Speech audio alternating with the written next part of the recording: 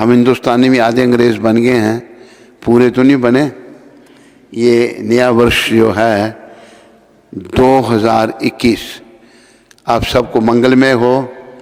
आप सब लोग इस साल भक्ति में वृद्धि करो और भगवान के निकट आओ और जीवन को सफलता के पथ पर आगे बढ़ाओ।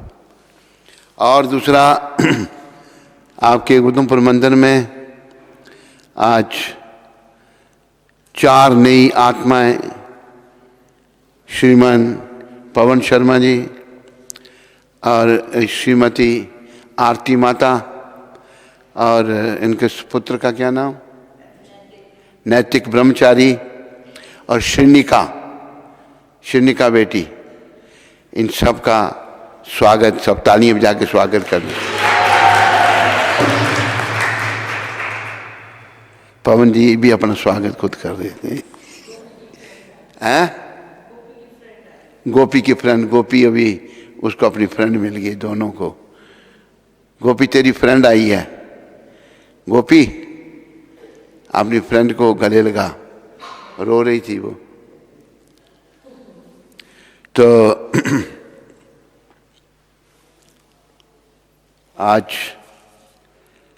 1 जनवरी शुक्रवार,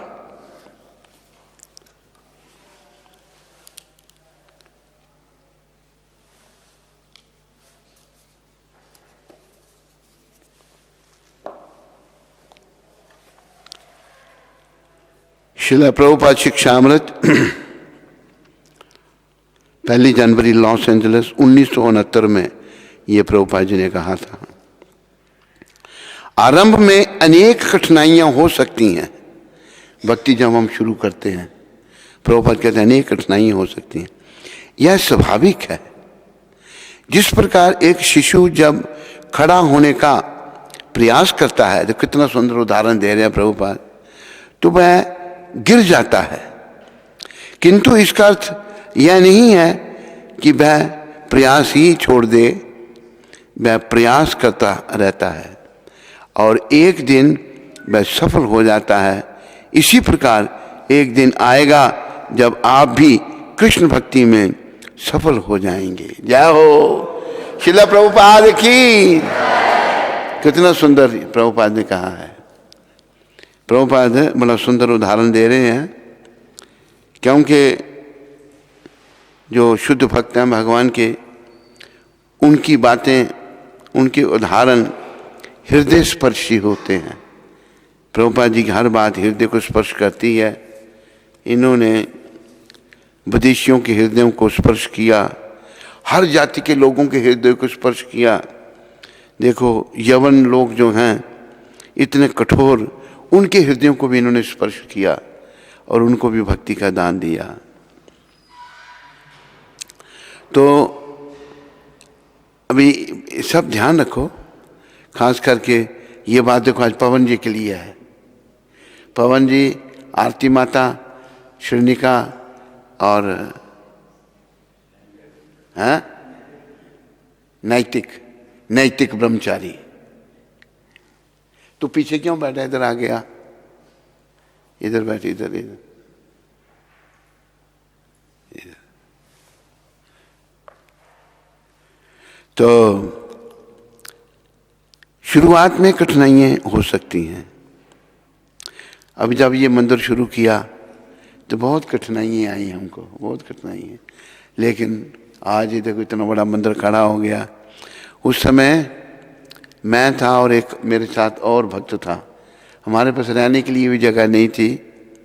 मैं यहाँ पर एक हैं महाजन, उन बेचारों ने अपना कमरा मेरे को दिया और 12 महीने सर्दियों में भी ठंडा पानी, टंकी के पानी से स्नान होता था। कोई गीज़र नहीं था उनके बाथरूम में। तो लेकिन प्रभुपाद कृपा से वो भी चला। और एक और भक्त था, वो कहीं रहता था, उसको कहीं मिला ठिकाना, मेरे को कहीं मिला। और ऐसे जो है बड़ी मुश्किलें आई शुरू में, लेकिन धीरे धीरे प्रभुपाद कृपा से सब अच्छा होता गया। कोई सोच भी नहीं सकता था कि इतना बड़ा मंदिर यहाँ बनेगा। ये मंदिर और बड़ा बनता, लेकिन हमारे आर्किटेक्ट ने छोटा कर दिया इसको, आगे ऐसी जगह छोड़ दी। कहते इतना बड़ा मंदिर क्या करना है। अब ये देखो भक्ति बैठे हैं, उनके लिए भी कम पड़ रहा है। आगे वाली जगह भी बीच में मिल गई होती तो बहुत बड़ा मंदिर होता। चलो फिर फ्यूचर में कोई रास्ता निकला तो आगे वाली जगह भी साथ मिलाने का प्रयास किया जाएगा। तो शुरुआत में भक्ति के अनेक कठिनाइयाँ हो सकती हैं और ये प्राकृतिक है, स्वाभाविक है, नेचुरल है। कैसे है? जैसे कि एक बच्चा जो है, शिशु खड़ा होने का प्रयास करता है तो वह गिर जाता है, उसको आदत नहीं है ना चलने की, वो गिर जाता है। किंतु इसका अर्थ ये नहीं है कि वह प्रयास ही छोड़ दे। गिरता है फिर खड़ा होता है, गिरता है फिर खड़ा होता है, एक दिन वो खुद ही चलने लग पड़ता है। वह यह प्रयास करता रहता है बच्चा और एक दिन वह सफल हो जाता है। तो हमें भी प्रभुपाद जी के इन शब्दों को ध्यान में रखना है। 1 जनवरी 2021 में ये शब्द पढ़े गए, हर साल 2022 में ये पढ़े जाएंगे। ये ध्यान रखना है, एक दिन वो सफल हो जाता है। इसी प्रकार एक दिन आएगा जब आप भी कृष्ण भक्ति में सफल हो जाएंगे। भक्ति जो है किसी भी हालत में छोड़नी नहीं। बहुत सारे अंग्रेजी में कहते हैं अप्स एंड डाउन्स आएंगे, परेशानियां आएंगी, लेकिन भक्ति करते रहना है। और ये प्रभुपाद जी के वाक्य हैं। प्रभुपाद जी के चरणों में ध्यान रखना है। ये याद रखो, महत् सेवा, महापुरुषों की कृपा के बिना भक्ति नहीं मिलती। महत् सेवा, महापुरुषों की सेवा, और इनकी सेवा आप बोलो ये तो विग्रह रूप में है, इनकी सेवा पुस्तकों का वितरण करके की जा सकती है। वो कहाँ गया? श्रीवास किधर गया? इसने जाना था ना डीटी, बाद में जाएगा। अच्छा, तो हमें प्रयासरत रहना चाहिए, प्रयास करते रहना चाहिए। ये नहीं कि थोड़ी सी मुश्किल आई तो हम छोड़ के भागे, नहीं, ऐसा नहीं। बड़ा सुंदर उदाहरण है बच्चे का। बच्चा एक दिन चलना सीख लेता है, लेकिन ये देखा गया है कई बार बच्चा गिर जाता है, खड़ा होता है फिर गिरता है, खड़ा होता है फिर गिरता है, खड़ा होता है फिर गिरता है, लेकिन एक दिन वो चलना सीख जाता है। तो हमें प्रभुपाद जी की कृपा लेकर के, और देखो ऐसा वर्णन आता है, प्रभुपाद जी ने ये कहा है, प्रभुपाद जी ने अपने विदेशी भक्तों को कहा है कि तुम ये मत सोचो कि तुम्हारी कोई ये किस्मत थी कि तुम भक्त बन गए, ये सब मेरी कृपा है। भक्तों को बतानी पड़ती है, सच्चाई बतानी पड़ती है। जैसे कृष्ण भगवान बता रहे हैं कि सर्व योनिषु कौन्तेय अहम बीज प्रदापिता, जितनी भी योनियां हैं सबका बीज देने वाला पिता मैं हूँ। असली पिता हमारे कृष्ण हैं, और इस मनुष्य शरीर में आकर के हमें उन्हीं की खोज करनी है, उन्हीं को मिलने का प्रयास करना है, उन्हीं की भक्ति करनी है, और उनको मिलने का रास्ता प्रभुपाद जी ने बताया है। प्रभुपाद जी ने उनको मिलने का रास्ता क्या बताया है? निष्काम सेवा, निष्काम भक्ति। कोई कामना नहीं करनी, कोई इच्छा नहीं करनी कि मैं भक्ति कर रहा हूँ भगवान की तो मुझे ये प्राप्त हो जाए, मुझे ये प्राप्त हो जाए। ये प्रभुपाद जी ने लिखा, मैंने पढ़ा है भागवत में, जो कहाँ लिखा है कि बहुत सारे भक्त जो हैं संस्था को ज्वाइन करते हैं विदेश में जाने के लिए। बहुत से मैंने देखे। एक बार एक बंगाली भक्त, एक कनाडा का, टोरंटो का एक अभी सन्यासी है, वो तब भी शायद सन्यासी था या नहीं था, वो उसको ले जाने का प्रयास कर रहा है। मैंने कहा इसको मत ले जाए, इसको मुझे ठीक नहीं दिखता। और मेरे को मतलब उसने ठीक नहीं समझा कि मैं इसको जाने से रोक रहा हूँ। आखिर वो गया, मंदिर में रहा, तो मंदिर में फिर वो ले देते हैं, परमिट ले देते हैं रहने का। जब आदमी कुछ समय वहाँ रहता है तो वहाँ उसको परमानेंट रेजिडेंस मिल जाता है। जैसे ही उसको परमानेंट रेजिडेंस मिला वो छोड़ के चला गया, नौकरी करने के लिए, पैसे बनाने के लिए। ये हालत है। कई गए हैं भारत से, खास करके बंगाल से बहुत सारे गए हैं, और वहीं जाके रुक गए और पैसे बनाने लग पड़े, संस्था छोड़ दी। तो ये संस्था इस काम के लिए नहीं है। ये संस्था अपना आध्यात्मिक उत्थान करने के लिए है, भक्ति पथ में आगे बढ़ने के लिए है। अगर हम भक्ति पथ में आगे बढ़ेंगे, अभी देखो हमने कभी सोचा भी नहीं था कि हम भी विदेश से आएंगे। हम तो बस खोज में थे गुरु की। कृष्ण भगवान ने बड़ी कृपा करके प्रभुपाद जी से हमको मिला दिया। इनको मिलने के बाद हम जो हैं बड़े संतुष्ट हुए कि सद्गुरुदेव मिल गए, और मन में कोई भी संशय नहीं रहा। लेकिन एक हमारे मन में संशय था, जब हम दूसरी बार साधु बने थे और वृंदावन चले गए थे, पीछे से शरीर से माता पिता तब जीवित थे, वो दोनों वहाँ पहुँच गए, और हम को देव संयोग समझो या कुछ ऐसा समझो, उनसे भेंट भी हो गई। भेंट ऐसे हुई कि हम जो साधु के साथ भागे थे वो बड़ा प्रवक्ता था, पर चरित्रहीन था। वो भागे थे तो उसके साथ ट्रैवलिंग किया हमने, जमुनानगर, जगाधरी गए, और भी कुछ जगहों में गए। बड़े लोग सुनते थे उसको। तो पीछे से हमारे माता पिता वहाँ पर आ गए उस आश्रम में, सुखदा भक्ति आश्रम। तो हम तो मिले नहीं, हम वहाँ थे नहीं। जब वापस आए तो एक वृद्ध भक्त था मंदिर में, वो हमें कहता है, भाई पीछे से दो वृद्ध आए थे, स्त्री पुरुष, और तेरे लिए पूछ रहे थे। मैं समझ गया कि मेरे माता पिता ही होंगे। तो कहते बहुत रो रहे थे वो। तो मैं छुप गया, वहाँ पर एक बेसमेंट था, बेसमेंट में जाके बैठ गया। तो मुझे लेना जाए यहाँ से। वहाँ तो वैसे मैं खुश नहीं था, लेकिन देखो सौभाग्य की बात कि वृंदावन में थे हम, लेकिन दुर्भाग्य ये था कि वो साधु ठीक नहीं था, उसका चरित्र ठीक नहीं था। वो बीच में आश्रम में रहो तो पता लग जाता है, ये बातें छुपी नहीं रहती। तो छुप गए। फिर एक दिन क्या हुआ कि शरीर से माता पिता वहाँ दावानाल कुंड है, वहाँ नहाने आए थे। नहा करके वो जा रहे थे, तो मेरे को वृद्ध महात्मा कहता है कि इधर आओ, इधर आओ। वो जो तेरे लिए रो रहे थे ना बड़े, वो देखो वो जा रहे हैं।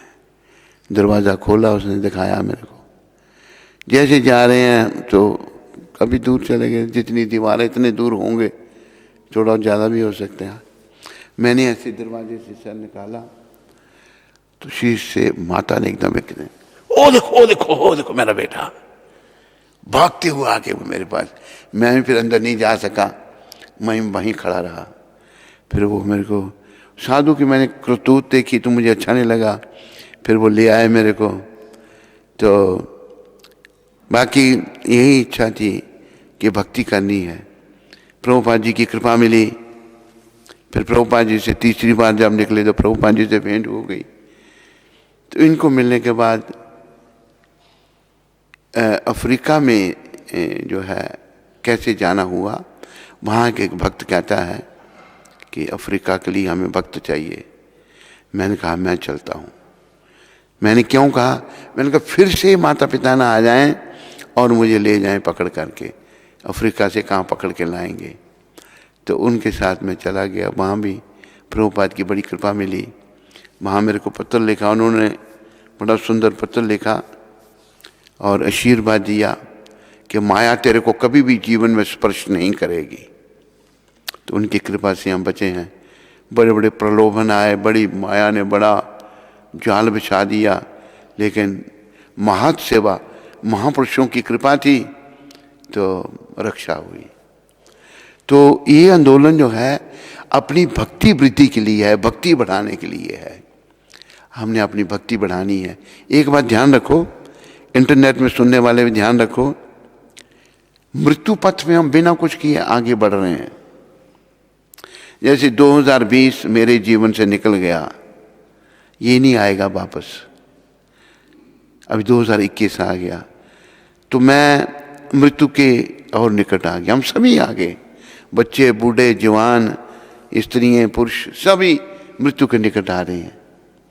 बिना कुछ किए हम मृत्यु पथ पे आगे बढ़ते जाएंगे। कुछ ही क्या करना है, कल का दिन निकल गया, 31 दिसंबर निकल गई, 31 सितंबर 2020 अभी दोबारा नहीं आएगी और हम मृत्यु के निकट आ गए। मान लो किसी ने 20 साल जीना है तो 1 साल कम हो गया, 19 साल रह गए। मृत्यु के निकट हम बिना कुछ किए आ रहे हैं, इसका ध्यान रखो सारे। लेकिन भगवान के निकट आने के लिए हमें कुछ करना पड़ेगा, समर्पण करना पड़ेगा। खास करके आरती माता और पवन जी को मैं कह रहा हूं, बच्चे को भी समझा दें कि समर्पण बड़ा जरूरी है। समर्पण क्या है? समर्पण की परिभाषा प्रभुपाद बता रहे हैं अंग्रेजी में, surrender. Surrender means to do anything at any time without any desire और एक्सपेक्टेशन। समर्पण से ही, समर्पण की शिक्षा भगवान ने दी है। भगवान ने कहा पहले गुरु के पास जाओ, गुरु के प्रति समर्पण करो, उनकी विनीत भाव से सेवा करो, और फिर 18वें अध्याय में कहा मेरे प्रति समर्पण करो। पहले गुरु के प्रति करना पड़ेगा। 4थे अध्याय में 34वें श्लोक में भगवान ने गुरु के प्रति समर्पण करने के लिए कहा। तो समर्पण करने से क्या होगा? हमारे जन्म जन्मांतर के पाप क्षीण होंगे। वो बताया है, मैं थोड़ा पढ़ के सुना देता हूँ। निकालो 18वां अध्याय 66वां श्लोक भगवद गीता का। भगवद गीता भी रखा करो इधर। तो प्रभुपाद जी ने सरेंडर का मतलब बताया कि टू डू एनीथिंग, कोई भी काम करने के लिए भक्त को तैयार रहना चाहिए, गुरु के प्रति समर्पण रहना चाहिए। ये नहीं कि गुरु कुछ कहे और शिष्य कुछ कहे। कौन सा है ये? 66वां श्लोक। भगवान पहले तो क्या कहा उन्होंने 4थे अध्याय में गुरु के प्रति समर्पण करो। 18वें जाके 66वें श्लोक में क्या कह रहे हैं भगवान? सर्वधर्मान परित्यज्य मामेकम शरणम ब्रज अहम त्वाम सर्व पापेभ्यो मोक्षयिष्यामि मा शुच। सारे धर्म, समस्त प्रकार के धर्मों का परित्याग करो और मेरी शरण में आओ, मैं समस्त पापों से तुम्हारा उद्धार कर दूंगा, डरो मत। समर्पण नहीं होता, सरेंडर नहीं होता। पवन जी क्या सोच में पड़ गए आप? ठीक है,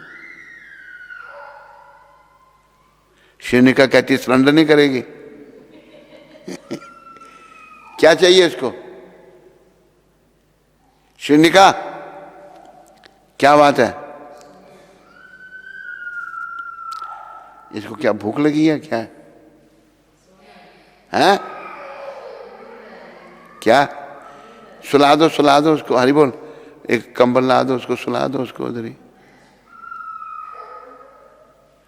शिवनिका टॉफी खाएगी?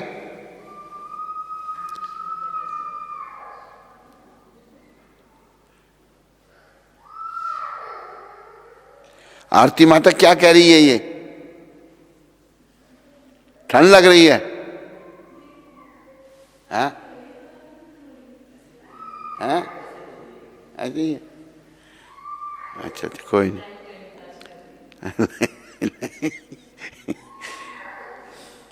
शिवनिका रोना नहीं, ये देखो हरि बोल कृष्णदास टाफी कहाँ रखी है, यो शिन्निका को टाफी दे के आओ।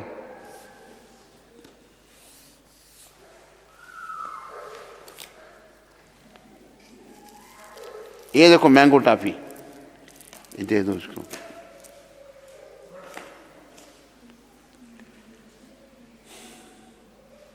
इतनी बड़ी खा लेगी या तोड़ के देनी है? खा लेगी।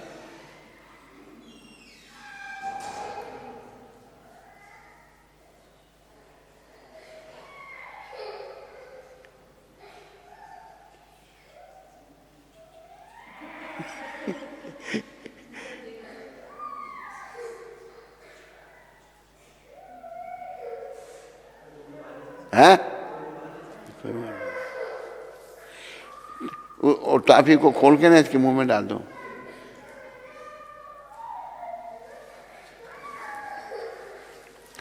चलो माँ को दे दो टाफी के साथ, आप बैठ जाओ इधर।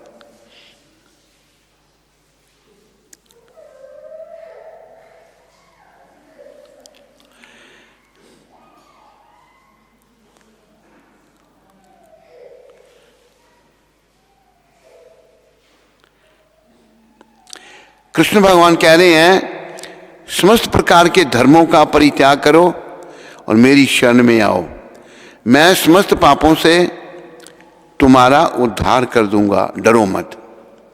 देखो ये शरणागति बड़ी आवश्यक है। अल्टीमेट आखिर में हमने कृष्ण भगवान के चरणों में समर्पण करना है, लेकिन कृष्ण भगवान के चरणों में समर्पण करने से पहले भगवान ने कहा कि गुरु को प्रति समर्पण करो।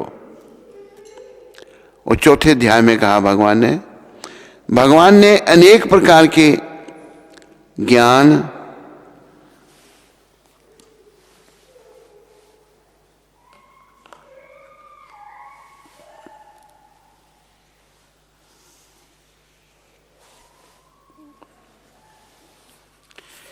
अनेक प्रकार के आश्रमों तथा वर्णों का ज्ञान, संन्यास का ज्ञान, अनासक्ति, इंद्रिय तथा मन का संयम, ध्यान आदि का ज्ञान, उन्होंने अनेक प्रकार से नाना प्रकार के धर्मों का वर्णन किया है। अब भगवत गीता का सार प्रस्तुत करते हुए भगवान श्री कृष्ण कहते हैं कि हे अर्जुन, अभी तक बताई गई सारी विधियों का परित्याग करो। अच्युत चल है इधर? नहीं, अच्युत कहाँ गया?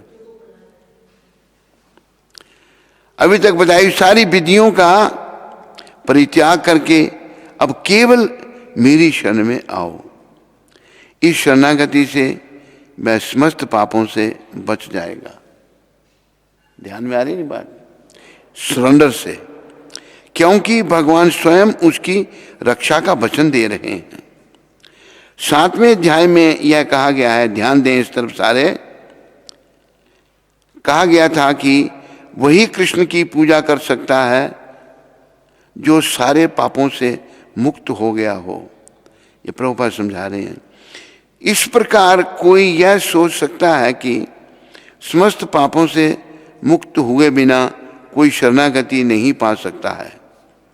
ऐसे संदेह के लिए यहाँ पर कहा गया है कि कोई समस्त पापों से मुक्त ना भी हो तो केवल श्री कृष्ण के शरणागत होने पर स्वतः मुक्त कर दिया जाता है। पापों से मुक्त होने के लिए कठोर प्रयास करने की कोई आवश्यकता नहीं है। अब कोई ये भी बड़ी समझने की बात है। 7वें अध्याय में ये कहा है जो पापों से मुक्त नहीं हो भगवान की शरण में नहीं आ सकता। पर महाभागवत प्रभुपाद समझा रहे हैं कि कोई पापों से मुक्त नहीं भी हो, अगर वो भगवान की शरण में आ जाता है तो स्वतः ही मुक्त कर दिया जाता है। ये बड़ी समझने की बात है।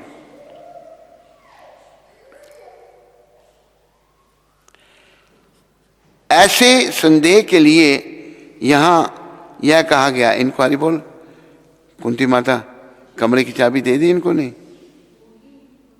आपके पास है ना चाबी? अच्छा अच्छा, पापों से मुक्त कर दिया जाता है।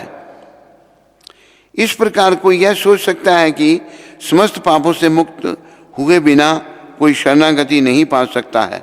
ऐसे संदेह के लिए यहाँ यह कहा गया है कि कोई समस्त पापों से मुक्त ना भी हो तो केवल श्री कृष्ण के शरणागत होने पर स्वतः मुक्त कर दिया जाता है। पापों से मुक्त होने के लिए कठोर प्रयास करने की कोई आवश्यकता नहीं। समझाइए, आपको आरती को समझा देना आप। हाँ, उसको कौन लेके गया? अच्छा चलो ठीक, नंदरानी भी ठीक है, उसकी कौन। तो स्वतः मुक्त कर दिया जाता है। ये आरती माता समझ आ रही है? नहीं? हाँ, नहीं आ रही? अच्छा। मनुष्य को बिना झिझक के श्री कृष्ण के समस्त जीवों के रक्षक समस्त मुक्त कर दिए। पापों से मुक्त होने के लिए कठोर प्रयास करने की कोई आवश्यकता नहीं है। मनुष्य को बिना झिझक के श्री कृष्ण को समस्त जीवों के रक्षक के रूप में स्वीकार कर लेना चाहिए। उसे चाहिए कि श्रद्धा तथा प्रेम से उनकी शरण ग्रहण करे। हरि भक्ति विलास में कृष्ण की शरण ग्रहण करने की विधि का वर्णन हुआ है। अनुकूलस्य संकल्पः प्रतिकूलस्य वर्जनम रक्षैति विश्वासो गोपर तत्वे वर्णनम तथा आत्मनिक्षेप कार्पण्य षड्विधा शरणागति ही।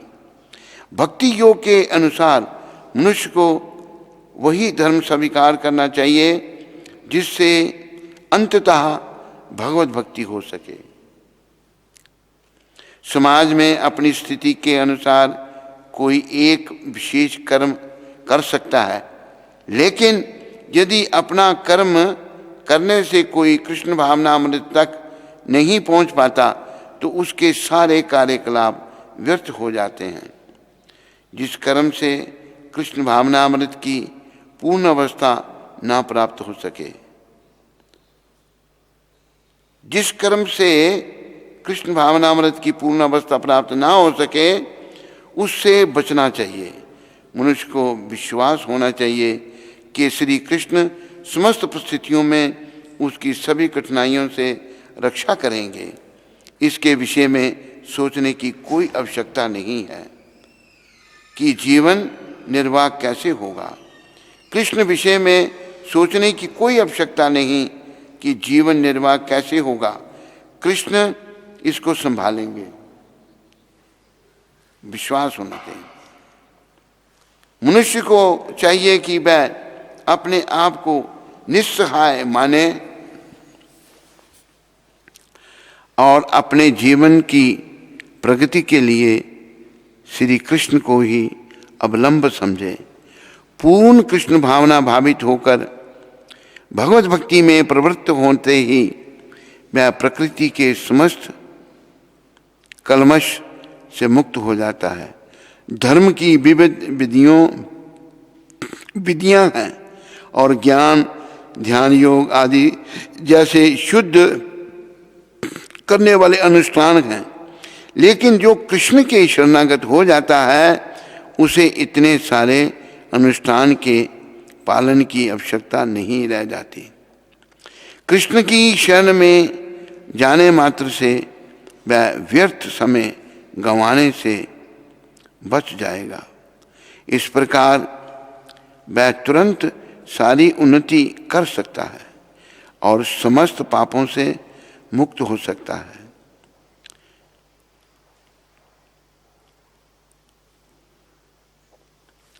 श्री कृष्ण की सुंदर छवि के प्रति मनुष्य को आकृष्ट होना चाहिए। उनका नाम कृष्ण इसलिए पड़ा क्योंकि वह सर्वाकर्षक हैं। जो व्यक्ति श्री कृष्ण को की सुंदर सर्वशक्तिमान छवि से आकृष्ट होता है वह भाग्यशाली है। अध्यात्मवादी कई प्रकार के होते हैं। कुछ निर्गुण ब्रह्म के प्रति आकृष्ट होते हैं, कुछ परमात्मा के प्रति, लेकिन जो भगवान के साकार रूप के प्रति आकृष्ट होता है और इससे भी बढ़कर जो साक्षात भगवान श्री कृष्ण के प्रति आकृष्ट होता है वह सर्वोच्च योगी है। दूसरे शब्दों में अनन्य भाव से कृष्ण की भक्ति गुह्यतम ज्ञान है और संपूर्ण गीता का यही सार है। भक्ति ही सार है, कृष्ण भक्ति ही सार है और बाकी सब बेकार है। ये कृष्ण भगवान ने ही कहा है कि मैं भक्ति के द्वारा जाना जा सकता हूँ। कर्मयोगी, दार्शनिक योगी तथा भक्त सभी अध्यात्मवादी कहलाते हैं, लेकिन इनमें से शुद्ध भक्त ही सर्वश्रेष्ठ हैं। यहाँ पर महाशुच, मत डरो, मत झिझको, मत चिंता करो विशिष्ट शब्दों का प्रयोग अत्यंत सार्थक है। मनुष्य को यह चिंता होती है कि वह किस प्रकार सारे धर्मों को त्यागे और एकमात्र श्री कृष्ण की शरण में आए, लेकिन ऐसी चिंता व्यर्थ है। तो ये बड़ा क्लियर है, समझ आ गई आपको? आरती समझ आई? हाँ, शाबाश। तो हमें भगवान की शरण में आना है और अपने जीवन को सफल बनाना है। और प्रभुपाद जी ने आज के लेक्चर में ये समझाया है कि जैसे बच्चा गिरता है, हम भी गिर सकते हैं, लेकिन फिर उठता है, फिर चलने का प्रयास करता है, फिर गिरता है, फिर उठता है, फिर चलने का प्रयास करता है, आखिर वो एक दिन चलने लग पड़ता है। इसी प्रकार हमें भी बाधाएं आ सकती हैं, हमारे पूर्व कर्म बीच में आ सकते हैं। जैसे प्रभुपाद जी ने हमें दिया कि हमें बाल अपने साफ रखने, चोटी न रखनी। तो विदेशों में बीमारी है लंबे बाल, लड़कियों जैसे बाल रखना। लड़के जो हैं हिप्पी लंबे लंबे बाल रखते हैं।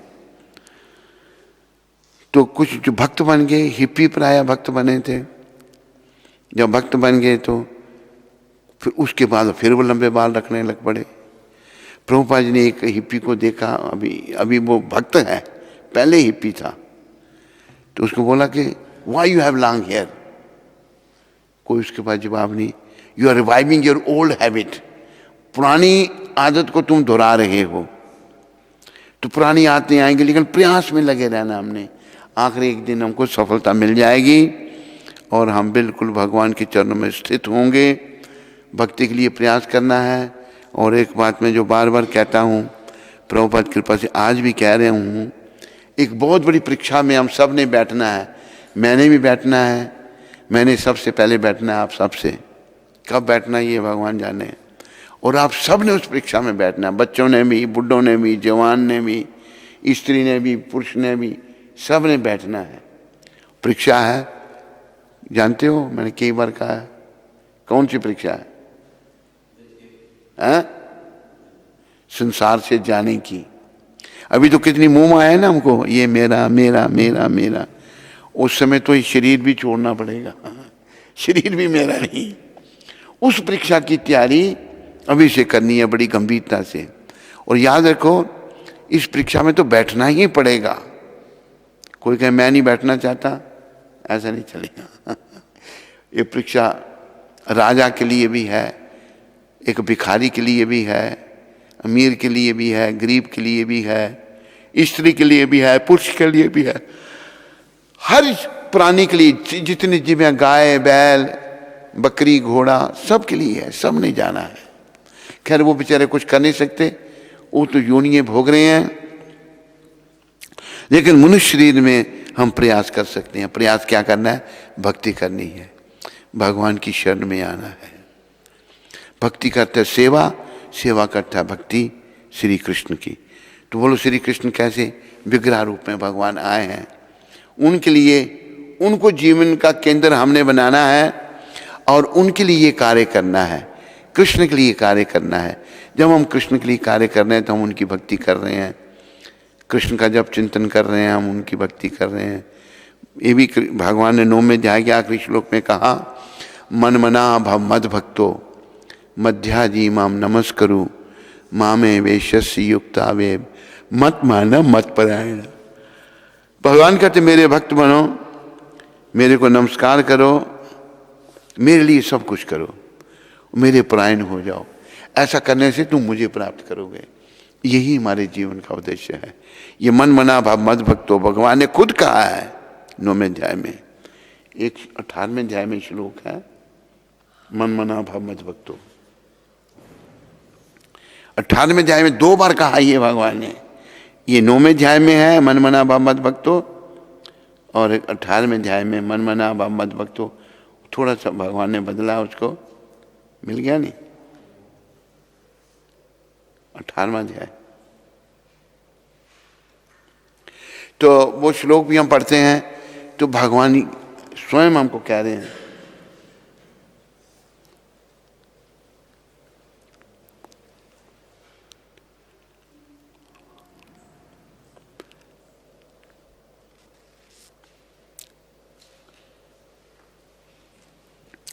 एक गीता उसके पास रख दिया करो, फटाफट निकाल देता है। ये दोबारा 2 बार कहा ये भगवान ने। क्यों कहा? कि इसके बगैर हमारा चारा नहीं है, इसके बगैर हमारा आवागमन 84 का चक्कर नहीं छूटेगा। दोबारा कहा भगवान ने।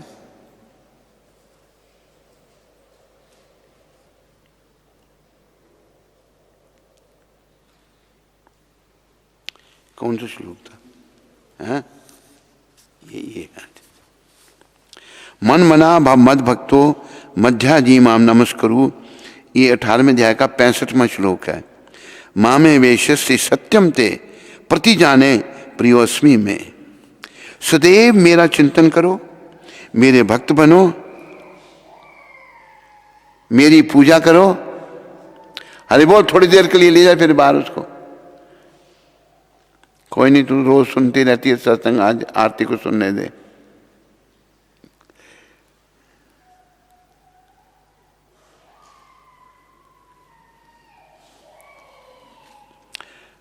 सदैव मेरा चिंतन करो, मेरे भक्त बनो, मेरी पूजा करो और मुझे नमस्कार करो।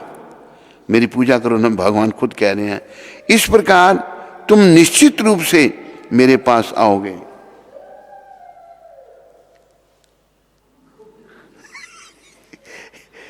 भगवान कहते हैं ध्यान दो मेरी तरफ। इस प्रकार तुम निश्चित रूप से मेरे पास आओगे, मैं तुम्हें वचन देता हूं। भगवान कहते हैं वचन दे रहे हैं। अगर हम भक्ति करेंगे ना, निश्चित रूप से भगवान के पास जाएंगे, पर भक्ति करनी है। मेरे पास आओ क्योंकि तुम मेरे परम प्रिय मित्र हो। भगवान उसको कहते हैं, अर्जुन को कह रहे हैं मेरे परम प्रिय तुम मित्र हो। हमने भक्त बनना है। भगवान के साथ अर्जुन का मित्र का संबंध था, मित्र भाव था। शांत, दास्य, साख्य, वात्सल्य और माधुर्य, ये 5 रस हैं। तो मित्र का भी आप भगवान के मित्र भी बन सकते हैं, जैसे अर्जुन मित्र हैं भगवान के। तो भगवान वचन दे रहे हैं कि जरूर मेरे पास आओगे।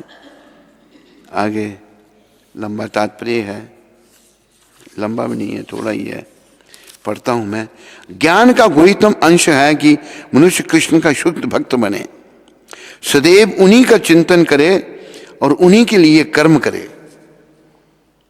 आरती समझ आई? हाँ, ध्यान से सुनो। उन्हीं का चिंतन करे, उन्हीं के लिए कर्म करे। वयाभिसायात्मक, वयाभिसायक ध्यानी बनना, ज्ञानी बनना ठीक नहीं। जीवन को इस प्रकार ढालना चाहिए कि कृष्ण का चिंतन करने का सदा अवसर प्राप्त हो। मनुष्य इस प्रकार कर्म करे कि उसके सारे नित्य कर्म कृष्ण के लिए हों, कृष्ण के लिए हों, बस अपने लिए नहीं करना कुछ नहीं। वह अपने जीवन को इस प्रकार व्यवस्थित करे कि 24 घंटे कृष्ण का ही चिंतन करता रहे। 24 घंटे।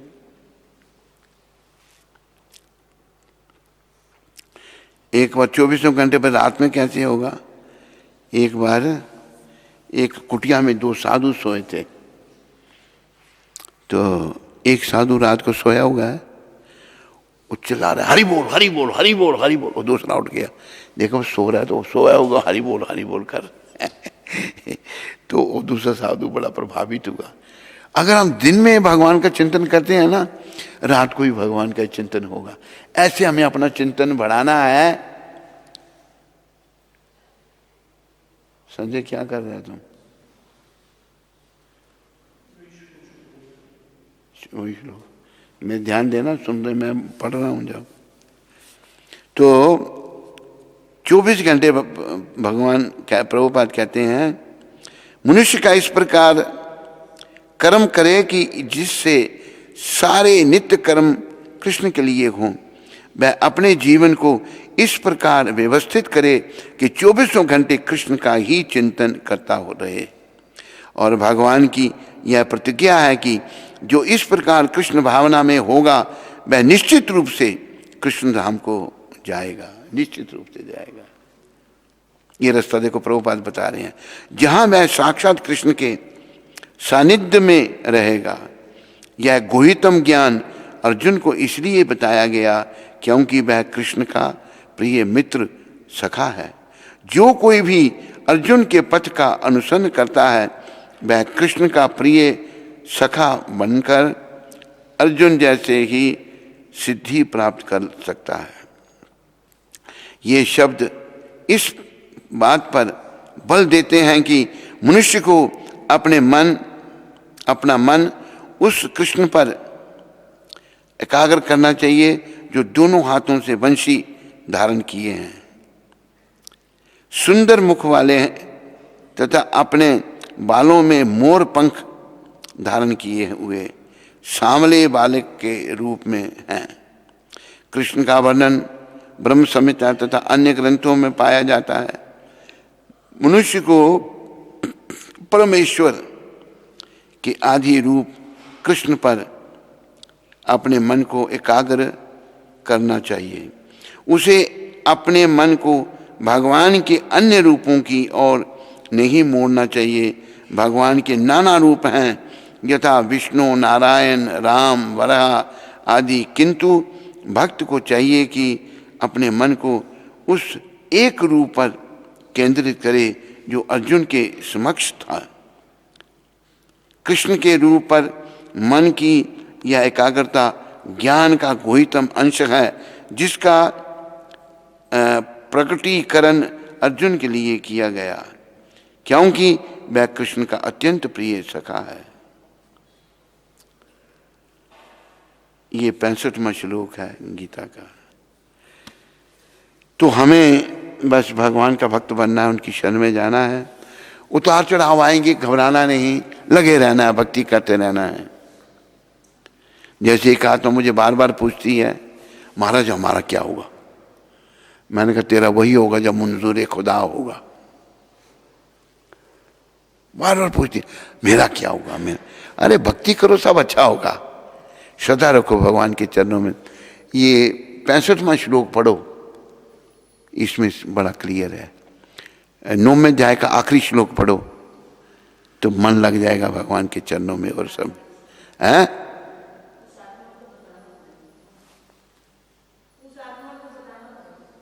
किस आत्मा को? उस आत्मा को, हाँ उस आत्मा को बता रहे हैं हम। वो आत्मा सुन भी रही है। हाँ कौन सी आत्मा? वो उधर बैठी है। ठीक है, तो सबका धन्यवाद। हरे कृष्णा हरे कृष्णा कृष्णा कृष्णा हरे हरे, हरे राम राम राम हरे हरे। आज आरती और पवन जी के आने की खुशी में ये बांटा जा रहा है केक बांटा जा रहा है।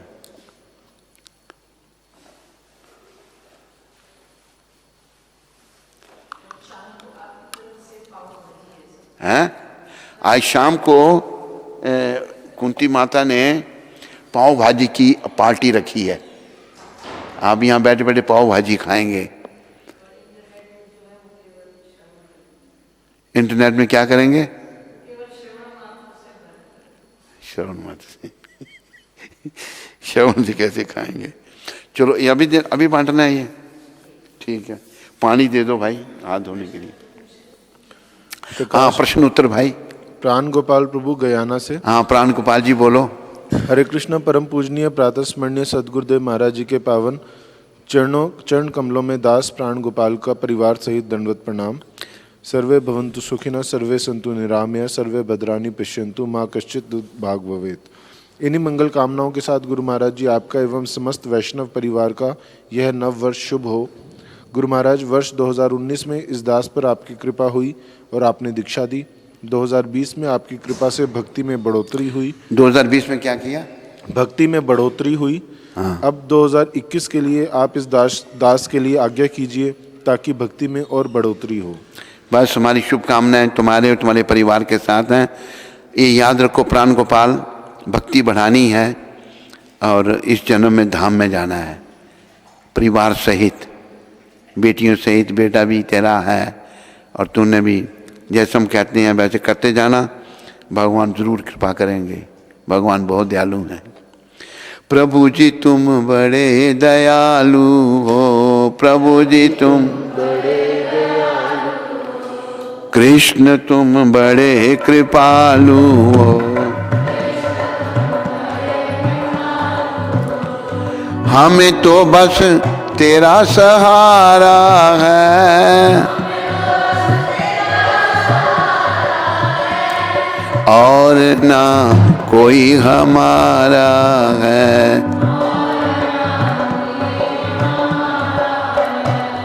तू ही प्यारों से प्यारा है।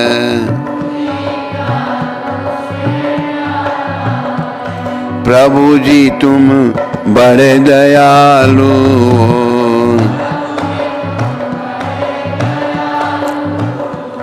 भक्ति का दान मिले भगवान, सुबह और शाम मिले भगवान।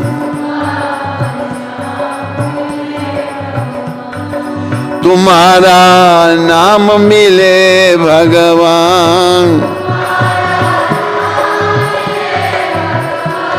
हमारी भूल भुला देना।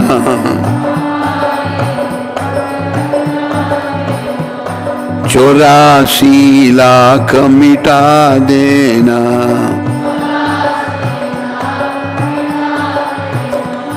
भक्ति का रंग चढ़ा देना।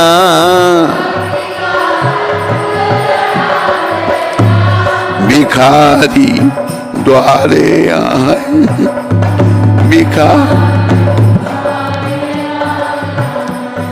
कर्म चक्कर से आए हैं।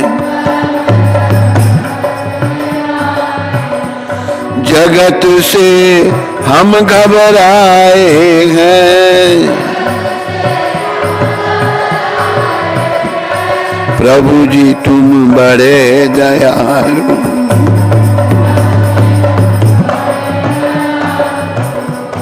कृष्ण तुम बड़े कृपालु।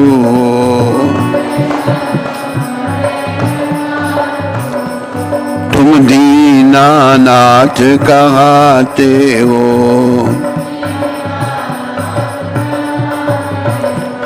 पतित पावन कहलाते हो।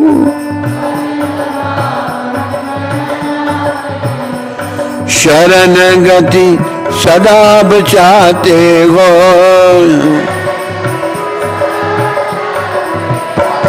हमारे मात पिता तुम हो, कि बख्शन हार सदा तुम हो। हमारे जीवन धन तुम हो।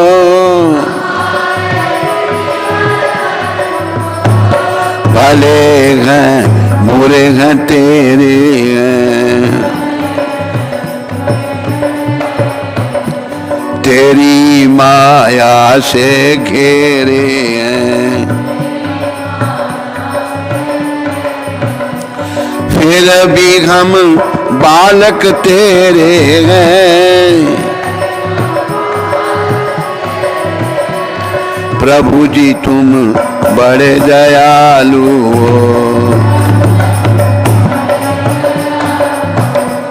लगी मुझे बड़ी व्याधि है, न पूजा पाठ समाधि है, तेरे बिन सब बर्बादी है। मैं पापी बख्शनहारे तुम, सभी के प्राण प्यारे तुम, मेरी किश्ती के किनारे तुम,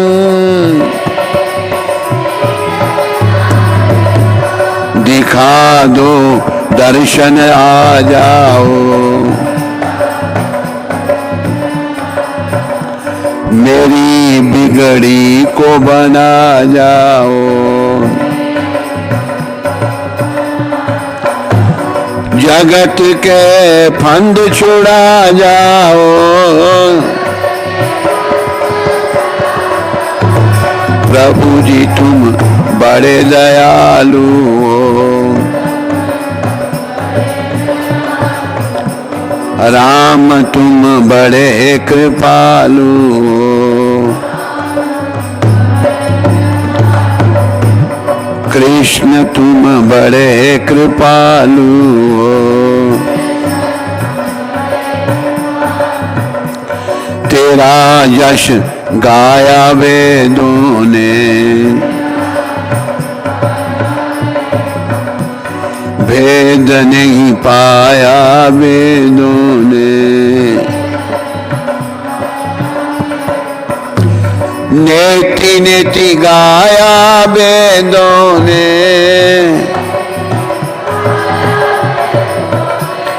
हमें तो बस तेरा सहारा है, और नहीं कोई हमारा है। तू ही प्यारों से प्यारा है, और सब झूठी माया है।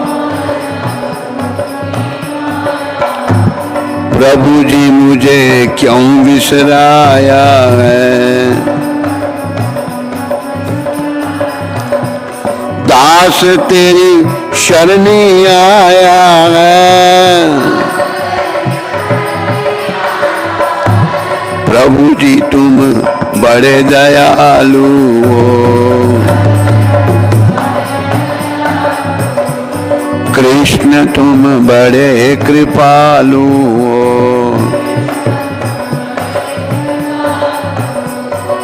हरे कृष्ण कृष्ण कृष्ण हरे हरे, राम राम राम हरे हरे।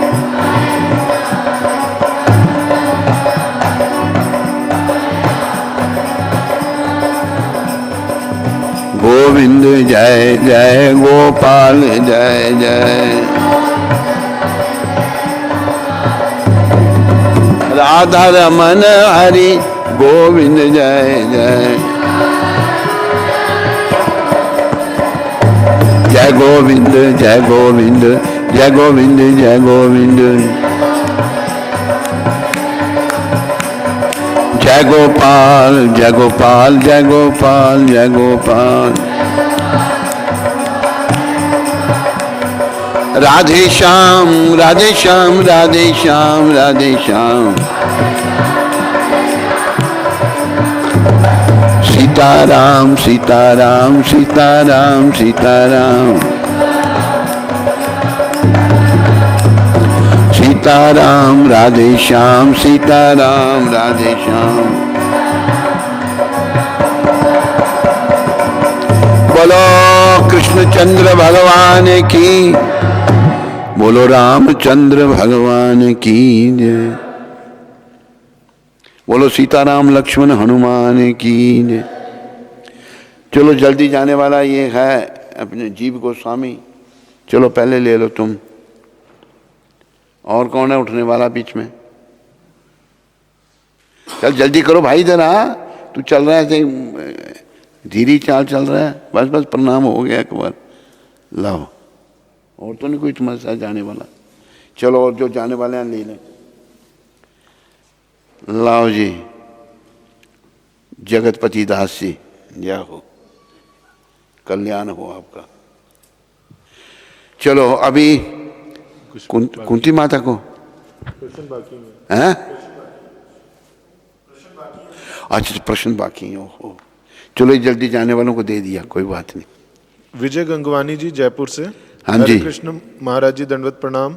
इस अंग्रेजी नववर्ष में आपसे प्रार्थना है कि पिछले वर्ष की तरह इस वर्ष भी आपकी कृपा मुझ पर बनी रहे और मुझे भगवान का आशीर्वाद मिले और नाम जप में मेरी रुचि बढ़े। आपको पूरा आशीर्वाद है विजय गंगवानी जी, और आपने धीरे धीरे आप बड़े अच्छे भक्त बन जाएंगे। अभी शुरुआत है, पूरा आशीर्वाद आपके साथ, कोई चिंता मत करो। किरण शर्मा माता लखनऊ से। हरे कृष्ण महाराज जी, आपको नया साल मुबारक हो। भगवान आपका स्वास्थ्य हमेशा सही रखें, जिससे आप हमेशा प्रवचन देकर हम सभी का कल्याण कर सकें। मेरी भगवान से विनती है कि आपका कभी भी स्वास्थ्य खराब न हो और कभी आप प्रवचन से हमको वंचित न करें। हरे कृष्ण। किरण माता तुम्हारा बहुत धन्यवाद। भगवान तेरी प्रार्थना सुने और हम स्वस्थ लाभ करें और सदा प्रवचन करते रहें और प्रवचन करते करते इस दुनिया से जाएं। हरे कृष्ण। और भी है कोई? नंदीमुखी माता कनाडा से। हाँ, नंदीमुखी माता। हरे कौन सी है ये नंदीमुखी माता? अच्छा अच्छा, हैं? हाँ अच्छा अच्छा, समझ गया। हाँ, नंदीमुखी माता जी, हरे कृष्ण महाराज जी, हम सब आपके बच्चों की ओर से आपको दंडवत प्रणाम। आप अपने सब शिष्यों को और जो शिष्य नहीं हैं उन्हें भी हमेशा आशीर्वाद देते हैं।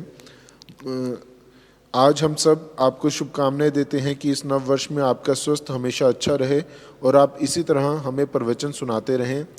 दूसरा महाराज जी, इस नव वर्ष में हम भारत में आकर कुछ समय के लिए सेवा करना चाहते हैं, उसके लिए आप हमें आशीर्वाद दें। कहाँ का हमारे पास आना चाहते हो, कहीं और दूसरी जगह?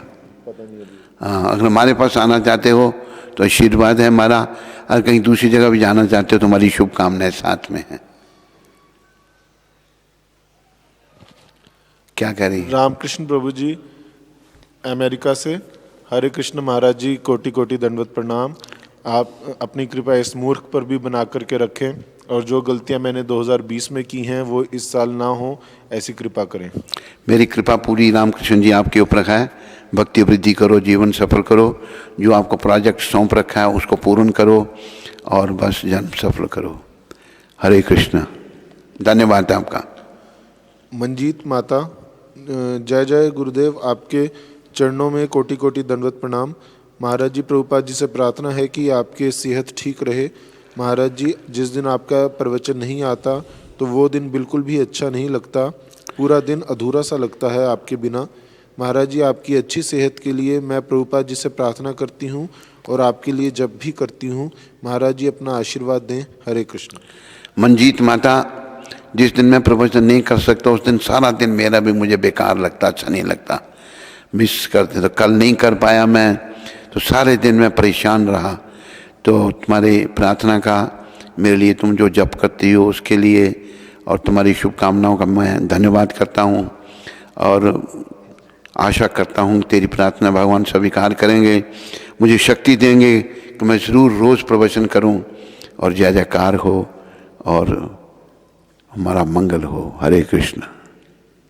और महाराज जी, बहुत सारे भक्तों की ओर से नव वर्ष की शुभकामनाएं आई हैं। जिन जिन्होंने नव वर्ष की शुभकामनाएं भेजी हैं उनको भी हमारी तरफ से शुभकामनाएं।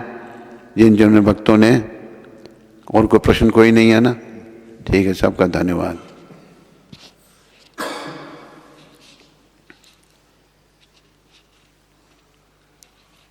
हरे कृष्णा। तो आज हम सबसे पहले गुरु महाराज का नव वर्ष पे सब उधमपुर के भक्तों की तरफ से बहुत बहुत स्वागत है, और ये नव वर्ष मंगलमय हो, गुरु महाराज स्वस्थ रहें। तो सभी लोग 3 बार हरि बोल बोल के महाराज जी का स्वागत करेंगे। हरि बोल, हरि बोल, हरि बोल। धन्यवाद, सद्गुरुदेव धन्यवाद। महाराज की जय, जगत गुरु श्रील प्रभुपाद की जय। हरे कृष्णा। तो आज दिल्ली से सीमा खरबंदा जी, जिन्होंने गाय की सेवा के लिए अपनी सेवा भेजी है, तो उनका और उनके परिवार का श्रील प्रभुपाद आश्रम उधमपुर के सभी भक्तों की ओर से बहुत बहुत धन्यवाद। हरि बोल।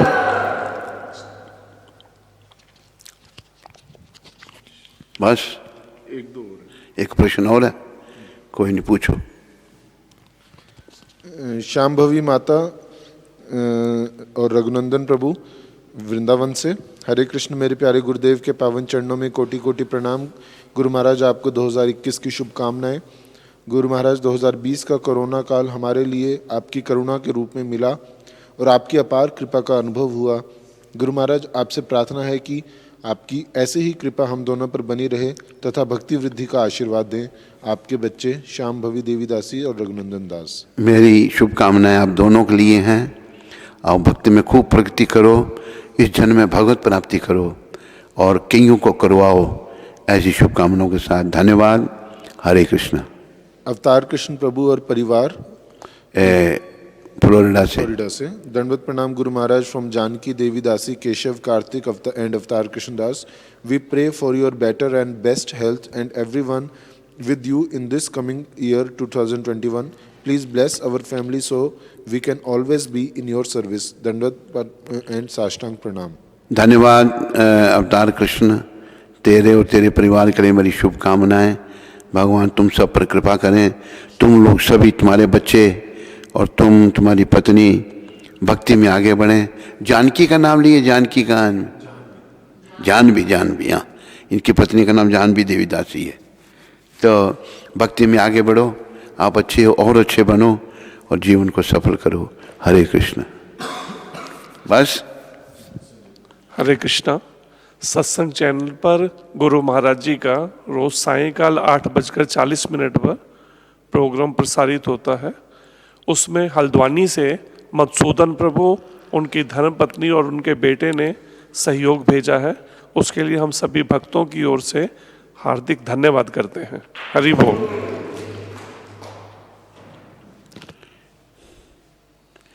चलो प्रसाद लो सब। सबसे पहले हमारे न्यू कामर, उसको ले आओ। शिरने का आई नहीं, इधर सो रही है, हैं? कोई बात नहीं, रो रही है तो रहने दो। या प्रसाद के लिए तुम ले लेना। चलो चलो जल्दी लो। हरि बोल, उठो, देर मत लगाओ। हैं? दूसरा अच्छा अच्छा अच्छा, ये मेरे लिए, very good, thank you. Madhupriya को दे दो, एक ही दो, एक ही काफ़ी है। बाद में मैं, बाद में भी सबके सामने भेदभाव नहीं होना चाहिए ना।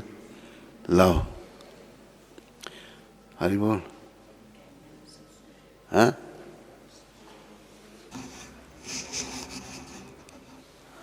हरि बोल।